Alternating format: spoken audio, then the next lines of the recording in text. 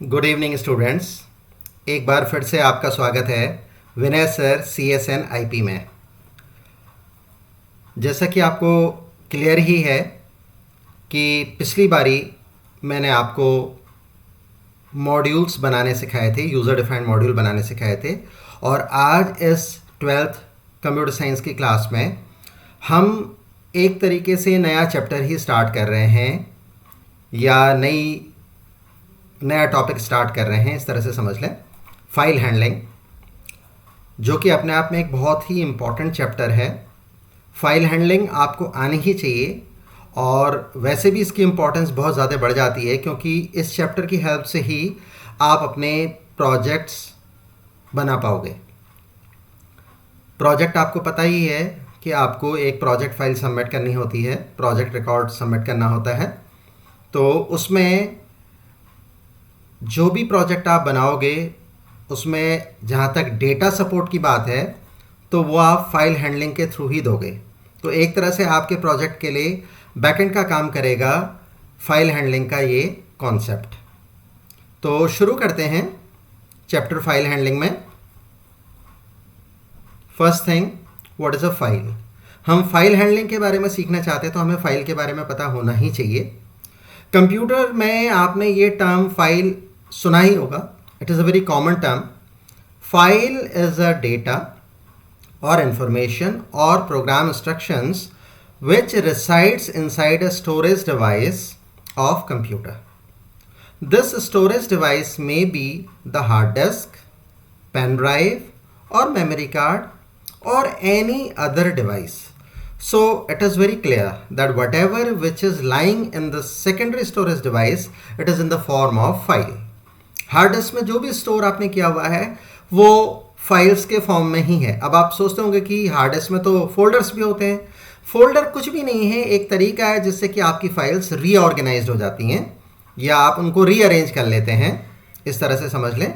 सो अगर हम hard disk की बात करें या किसी भी सेकेंडरी स्टोरेज डिवाइस की बात करें तो अल्टीमेटली उनके अंदर आपको फाइल्स और फोल्डर्स का कलेक्शन ही मिलेगा।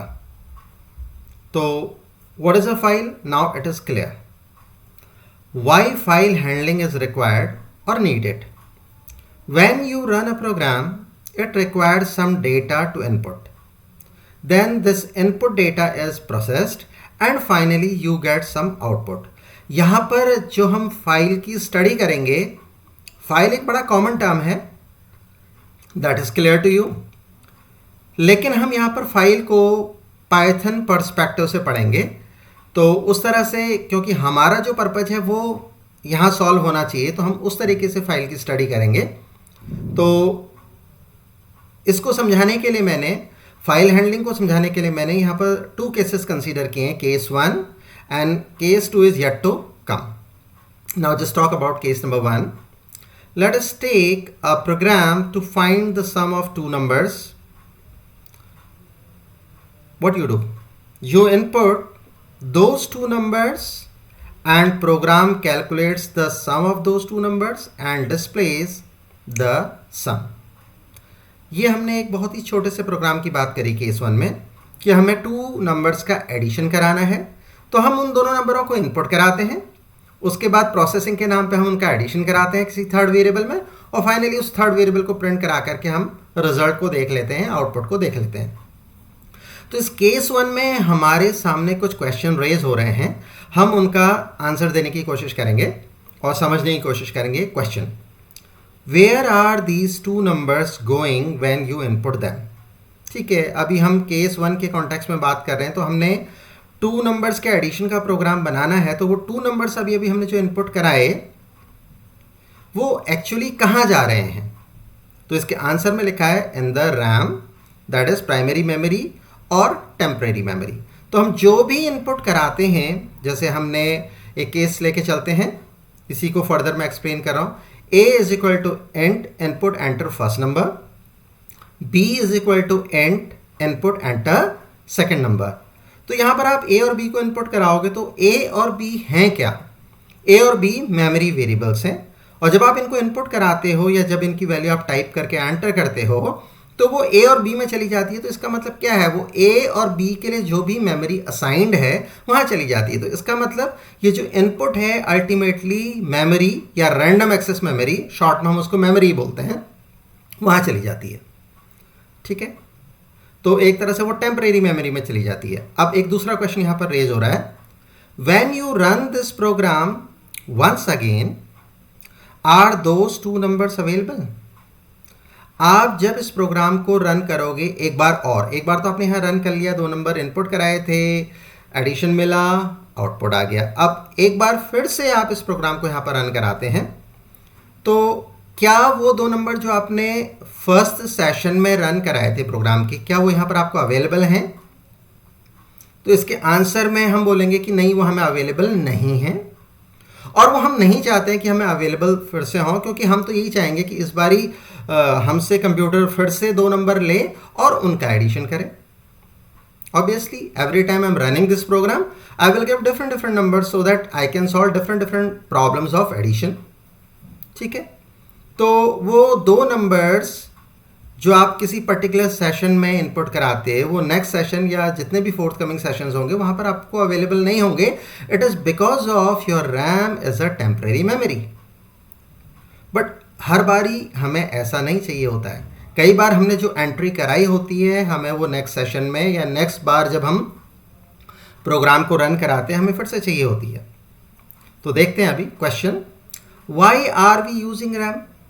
अगर हम ये चाहते हैं कि वो 2 नंबर जो हमने किसी एक पर्टिकुलर सेशन में दिए थे, जब प्रोग्राम को रन कराया था, वो 2 नंबर दिए थे, वो अगली बार जब हम प्रोग्राम को रीरन कराएं, वो नंबर हमें फिर से मिलें, तो हम उसके लिए उन नंबर्स को रैम में डाल ही क्यों रहे हैं? क्योंकि रैम का तो इशू ये है कि जो कुछ रैम में जा रहा है वो एक ही सेशन तक अवेलेबल है, next session of the program में वो अवेलेबल नहीं है। So why are we using RAM if numbers input once are not available in the next time? So here's the answer, RAM is a faster as compared to secondary storage. अगर हम directly numbers को secondary storage device like hard disk, pen drive, memory cards या कोई और कुछ भी हो सकते हैं सेकेंडरी स्टोरेज डिवाइसेस, वहाँ स्टोर कराएंगे और उसकी एक्सेस की अगर हम बात करेंगे तो हमारा प्रोग्राम का जो एग्जीक्यूशन होगा वो बहुत स्लो हो जाएगा, क्योंकि इस बारी हमें नंबर रैम से नहीं लेना, हमें हार्ड डिस्क से लेना है। और हार्ड डिस्क की जो स्पीड होती है, एक्सेस टाइम होता है, वो काफ़ी ज़्यादा होता है as compare to RAM. RAM बहुत फास्ट होती है क्योंकि रैम एक तरह की फ्लैश मेमोरी है।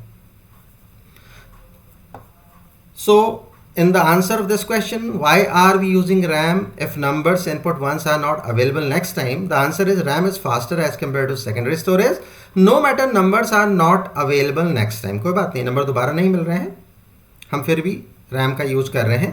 We can afford typing 2 numbers once again. हम अगर 2 numbers तक की बात है जो हमें हर बारी हम नए दे सकते हैं, तो हम उन दोनों नंबर्स का रैम में जाना अफोर्ड कर सकते हैं। हम जितनी बारी प्रोग्राम को रन करेंगे 2 नंबर्स के एडिशन का, उतनी बारी हम 2 नंबर्स टाइप कर सकते हैं। तो ये केस 1 के लिए तो रैम वाली अप्रोच ठीक है और अक्सर हम रैम का इस्तेमाल किया करते हैं।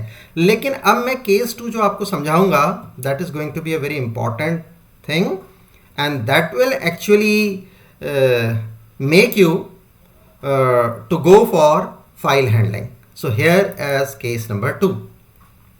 Let us take a program. This is case 2.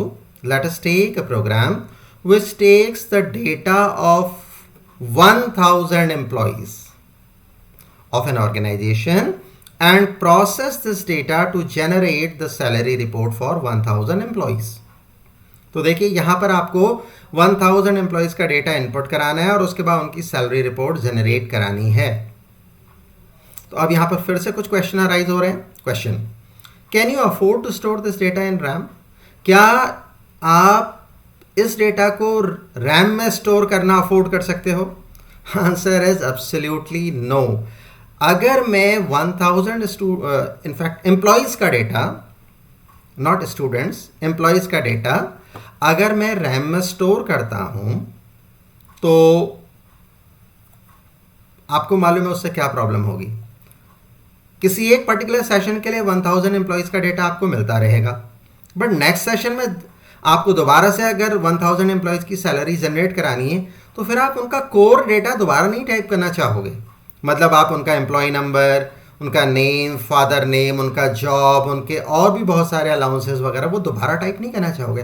हाँ, नेक्स्ट मंथ में वो डेटा सैलरी के लिए जो कि वेरी कर रहा है, जैसे इस बारी उन्होंने कितनी लीव्स ली या कोई और चेंजेस जो मंथ वाइज चेंजेस होते हैं, बट कोर डेटा आप उनका चेंज नहीं करोगे। आप तो यही चाहोगे कि पिछले सेशन में जो डेटा आपने फीड किया था वही डेटा आपको इस सेशन में भी मिल जाए। इस प्रोग्रामिंग सेशन में या जब ये प्रोग्राम आप रन करा रहे हो तो इस टाइम ये डेटा आपको दोबारा से मिल जाए जो कि आपने पिछले बारी फीड किया था।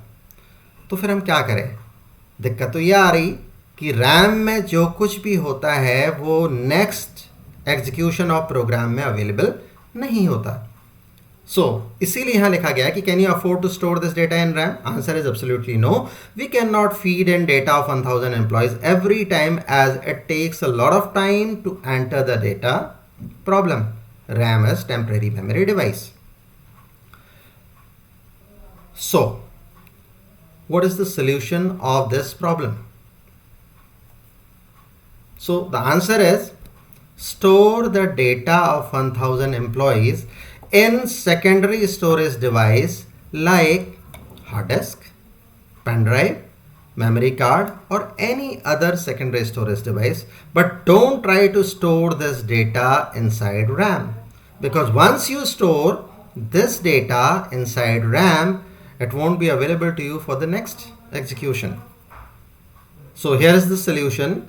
It means if you are dealing in huge amount of data and most of the data can be reused, then you will never go for random access memory, rather you will prefer to go for secondary storage device.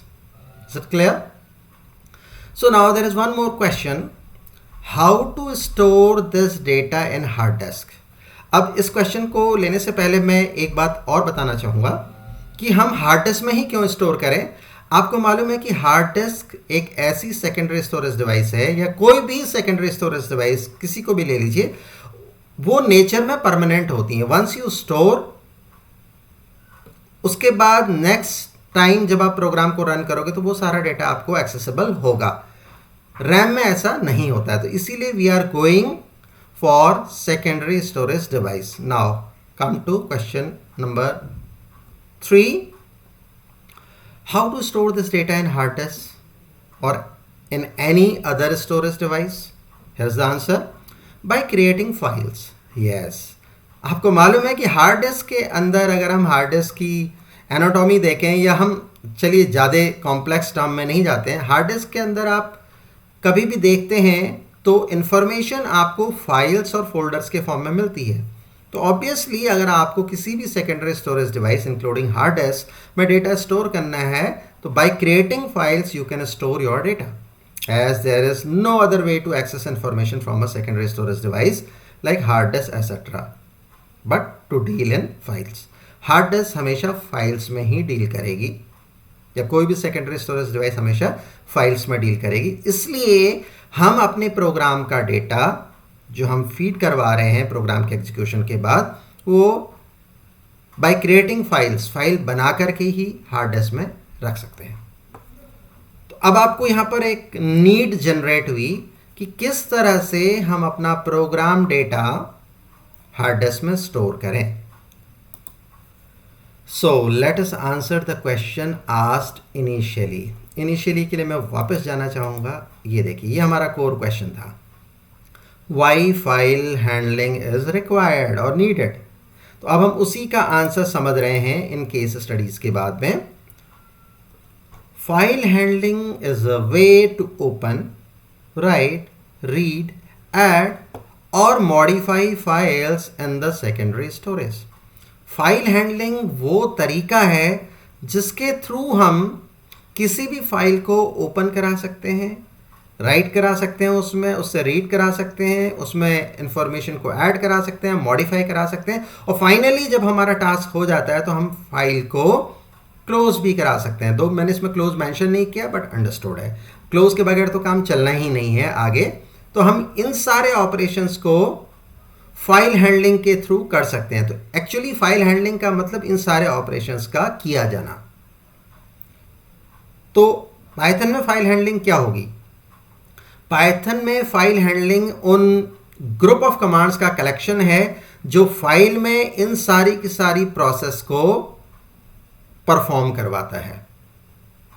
In simple words, I am just talking about file handling now. In simple words, it is a way to store data in secondary storage device permanently without a worry of loss of data। तो file handling के लिए अगर simple answer कोई आपसे पूछे कि what is file handling, तो आप बोलोगे कि it is a way to store information permanently so that you may access it next time. Now, the next topic inside it, there are many type of files in Python,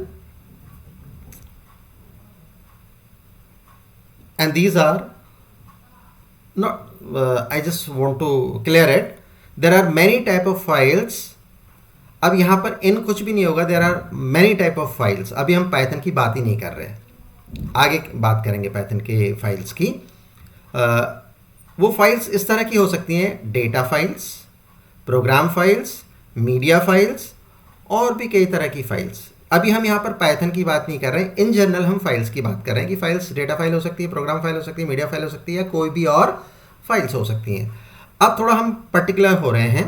our syllabus deals only in data file handling. थोड़ा ध्यान दें, यहाँ पर हमारा syllabus सिर्फ data file handling में deal करता है, इनमें डील नहीं करेगा। In Python we will handle in two categories of data files. First, text file. Second, binary file. First, text file. Second, binary file. It is very important. Now moving to my next slide. Yes, in detail we are going for text file. अब हम text file को समझने की कोशिश करते हैं। What is a text file? Simple definition मैंने लिखी है, मैं कहीं पर भी टेक्निकलिटीज़ में नहीं जा रहा हूँ। टेक्निकलिटीज़ के लिए बुक्स हैं, और भी आपको कॉम्प्लेक्स इंफॉर्मेशन मिल सकती हैं, कहीं से भी मिल सकती हैं। एक्चुअली हमने तो यहाँ पर चीज़ों को आसान करना है, मेड इजी, इसीलिए मैंने इनकी जो प्ले लिस्ट का नाम दिया है वो भी मेड इजी करके दिया हुआ है। तो मैं बहुत सिंपल लैंग्वेज में चीज़ों को समझाने की कोशिश कर रहा हूँ। तो टेक्स्ट फाइल की बड़ी सिंपल सी डेफिनेशन है। अ text file contains plain text, consist of alphabets, deserts और special characters। और टेक्स्ट फाइल का बेस्ट एग्जांपल जो हमने देखा है वो देखा है नोटपैड फाइल। आपने देखा होगा नोटपैड में फाइल कभी ना कभी तो आपने बनाई होगी ज़रूर। उसमें कहीं पर भी कोई कॉम्प्लेक्स टेक्स्ट नहीं होता है। आप इवन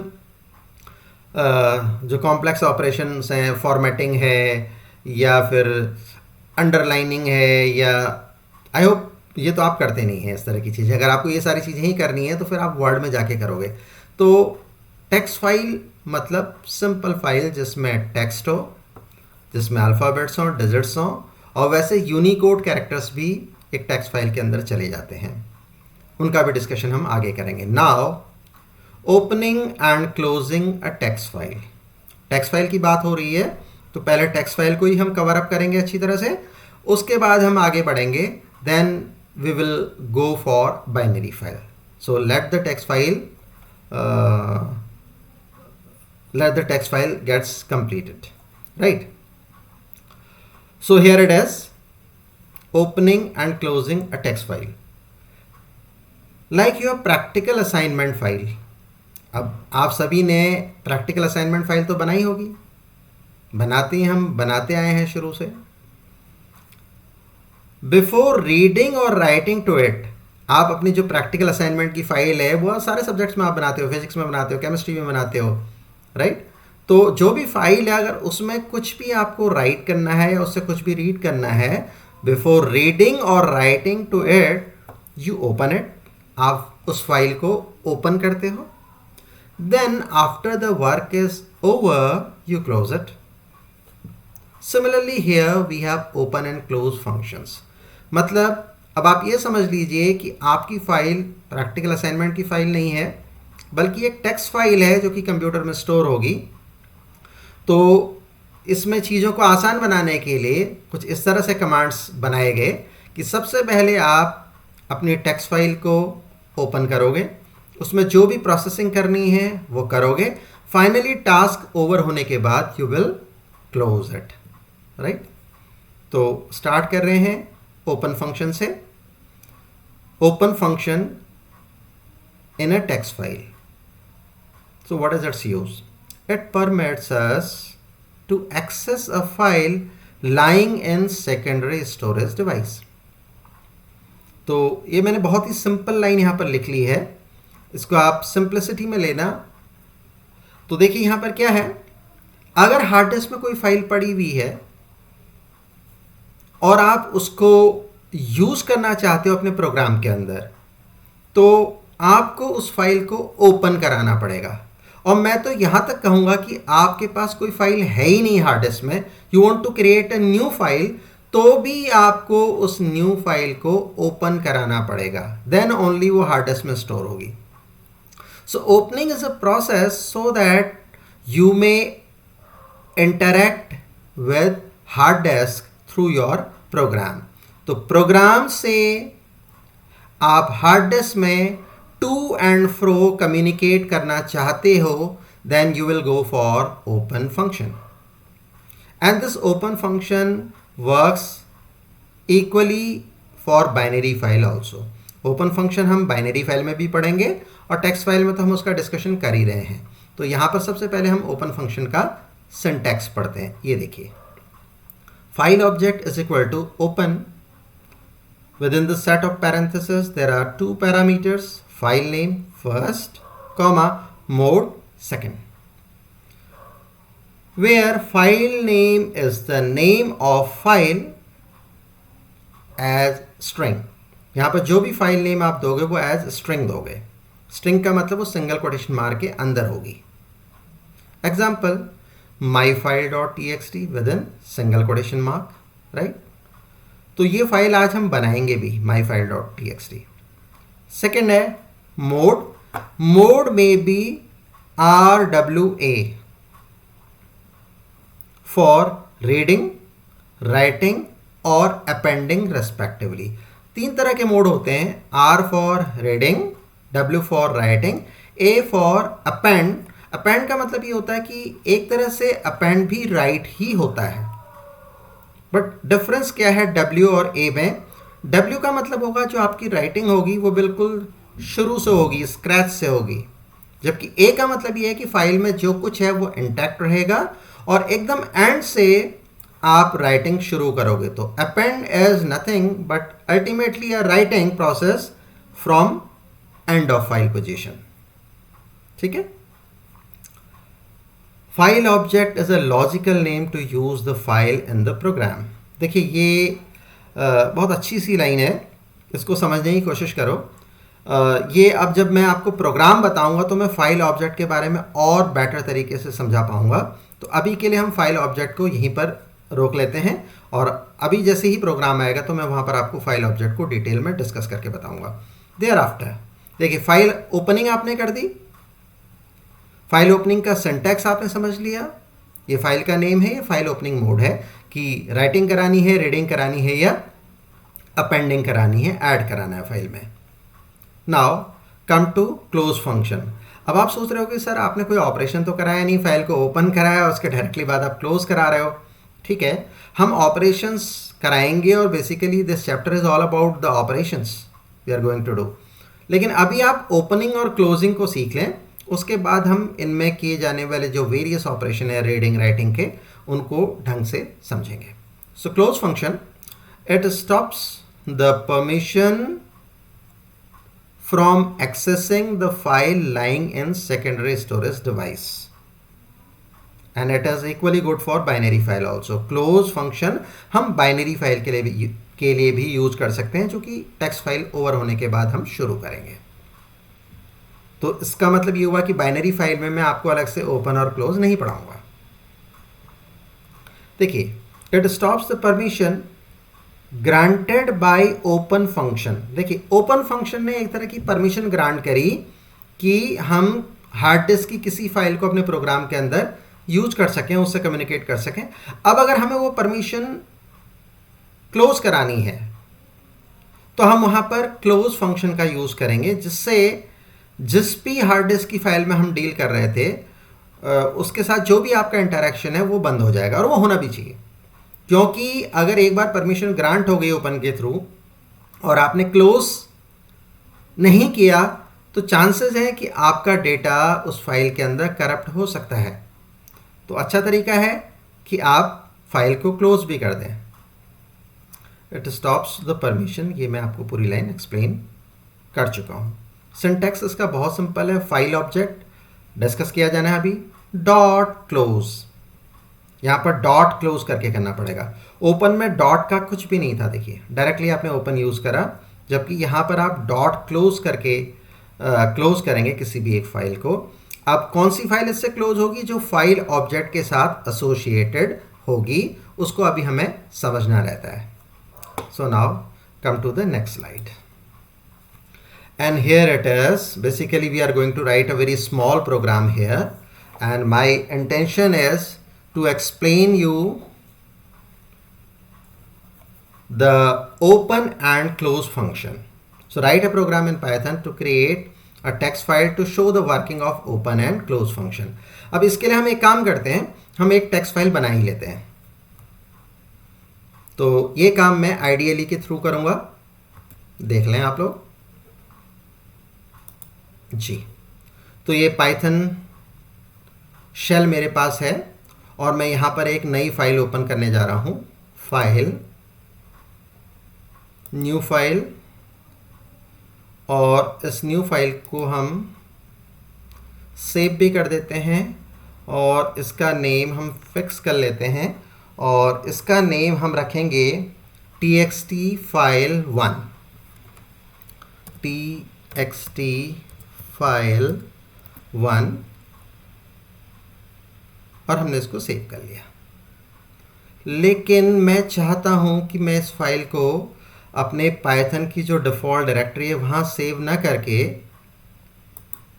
एक डिफरेंट फोल्डर में सेव करूं। तो मैं एक काम कर रहा हूँ, अभी इसको आपको इसे कैंसिल कर लेता हूँ, एक बार आपको दिखा देता हूँ वो फोल्डर जहाँ मैं इसे सेव करने जा रहा हूँ। And that folder is here, CSNIP। फिलहाल इसमें कोई भी फाइल नहीं है, मेरा मतलब है कोई भी प्रोग्राम फाइल नहीं है। अब न केवल प्रोग्राम फाइल बल्कि जो डेटा फाइल आपकी बनेगी वो भी इसके अंदर आएगी। तो यही मैं एक्सप्लेन करने जा रहा हूँ। So I am going to open a file now. So here it is, file, new file, and I am saving it through save. I am giving its name in advance, and the name of file is txt file, ये आ गया, अभी अभी मैंने type किया था 1.py, तो extension होता ही है। और इसको हम सेव करने जा रहे हैं, एक फोल्डर है हमारे पास, हम यहां से देख लेते हैं।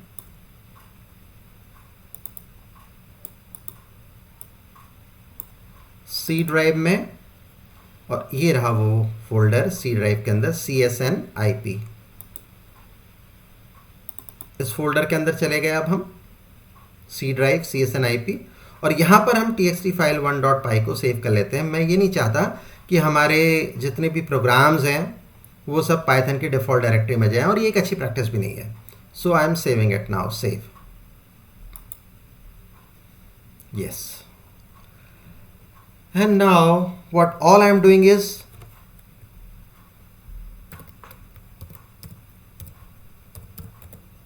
What is program name? Program name is txt file1.py। ये मैं नहीं भी टाइप करता तो कोई दिक्कत वाली बात नहीं थी, बट एक्चुअली ये आपको मुझे फाइल देनी है तो मैं एग्जैक्टली वैसे ही कर रहा हूँ जैसे मैं आपको देना चाहता हूँ। Now what to do, I want to open a file here, myfile.txt। So first of all we know the syntax. हम सबसे पहले फाइल ऑब्जेक्ट यूज करेंगे। हमने यहाँ पर ले लिया है एफ। ये यूजर डिफाइन हो सकता है, आप एक्स लीजिए, वाई लीजिए, जेड लीजिए। एफ लेना बहुत कॉमन है तो हमने लिया एफ। और अब हम यहाँ पर ओपन कराते हैं और ओपन में देखिए जैसे ही मैंने ओपन करा तो ये इतनी सारी चीज़ें यहाँ पर आ गई। फिलहाल आपको दो चीज़ों में डील करना है। सबसे पहले वो फाइल जो आप यहाँ पर बनाना चाहते हो वो एज स्ट्रिंग दी जाती है, जैसा कि मैंने अभी अभी आपको एक्सप्लेन किया था, राइट।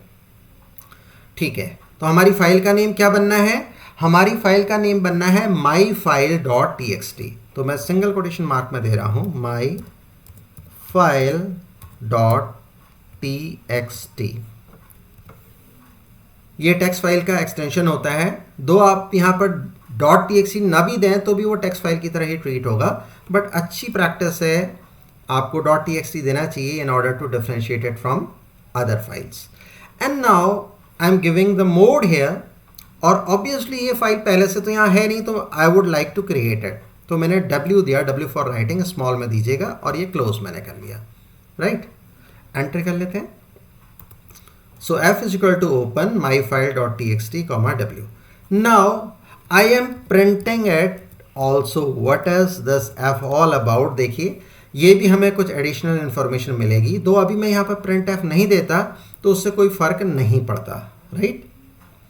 और इतना होने के बाद मुझे फाइल को क्लोज करना है। और फाइल को क्लोज करने का सिंटैक्स मैंने अभी जैसे आपको बताया था पीछे, उसमें मैंने कहा था फाइल का जो भी ऑब्जेक्ट होता है वो डॉट क्लोज।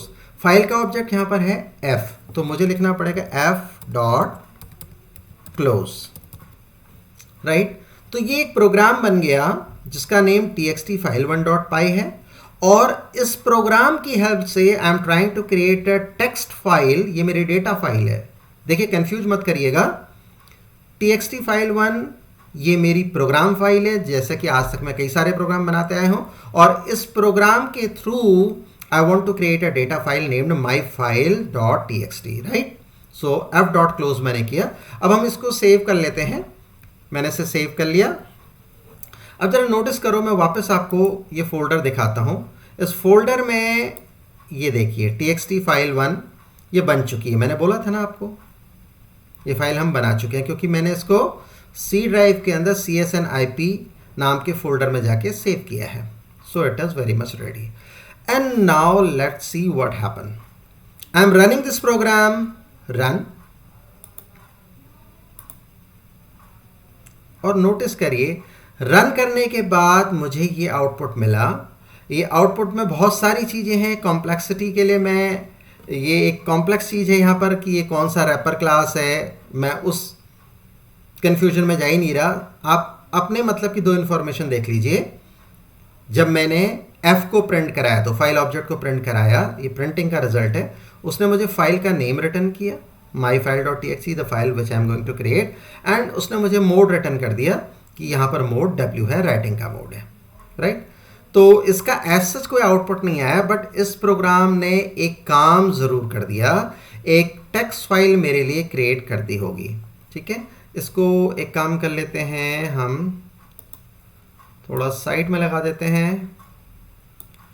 एंड ये मेरी टेक्स्ट फाइल है।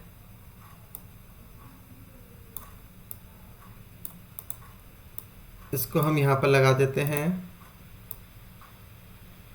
और ये देखिए ये है हमारा फोल्डर CSNIP। इसमें एक नई फाइल बन के आ गई जो कि अभी तक नहीं थी। ये क्यों आई? देखिए मैं इस फाइल को यहाँ पर से डिलीट कर देता हूँ। मैंने डिलीट किया, एक बार डिलीट करके मैं आपको दिखाना चाहता हूँ कि देखिए अगर मैं इस प्रोग्राम को फिर से रन कराऊँ, मैं फिर से रन कराता हूँ इस प्रोग्राम को। आप यहाँ नोटिस कीजिएगा रन। अब इस पर क्लिक कर रहा हूँ, आप यहाँ नोटिस करिएगा, ये देखिए माई फाइल करके एक फाइल बन के आ गई है और ये आपको यहाँ पर दिख रही है। जरा देखें इसका क्या कंटेंट है। इस पर डबल क्लिक मैं करता हूँ, नहीं इसमें कुछ भी नहीं है और कुछ होना भी नहीं चाहिए। क्रॉस कर देते हैं। क्यों नहीं होना चाहिए? क्यों? क्योंकि मैंने फाइल को ओपन कराया है, उसके बाद मैंने फाइल को क्लोज करा दिया है। प्रिंट एफ से तो मैंने जो फाइल का ऑब्जेक्ट था जस्ट उसको डिस्प्ले करा दिया था। क्लियर? और उससे मुझे सिर्फ ये इन्फॉर्मेशन मिल गई थी कि फाइल का नेम क्या है और उसका मोड क्या है। फाइल में किसी भी तरह की रीडिंग राइटिंग मैंने नहीं कराई। ओके, तो now you are in a position to create a text file through open and it is mandatory for you to close it.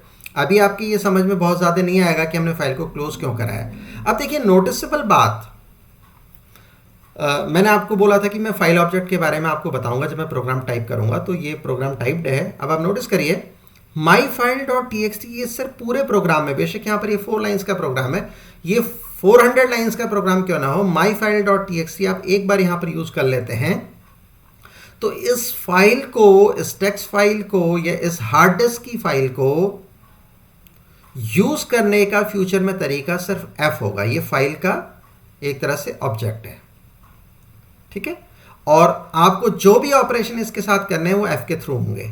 देखिए यहां पर मैंने इस फाइल को क्लोज करना है तो मैं ये नहीं लिखूंगा कि myfile.txt.close, मुझे लिखना पड़ेगा f.close, क्योंकि f के साथ एसोसिएशन किसका हुआ है, myfile.txt का हुआ है। Is it clear? ठीक है, समझ में आ रहा है? आई होप समझ में आ रहा है। तो फ्यूचर में इसको यूज करने के लिए इस प्रोग्राम की मैं बात कर रहा हूं, आपको सिर्फ एफ में डील करना है। एफ बेसिकली प्रोग्राम और हार्ड डिस्क की इस फाइल का एक कनेक्शन है, राइट? तो now all the things are done, at least about opening and closing of a text file.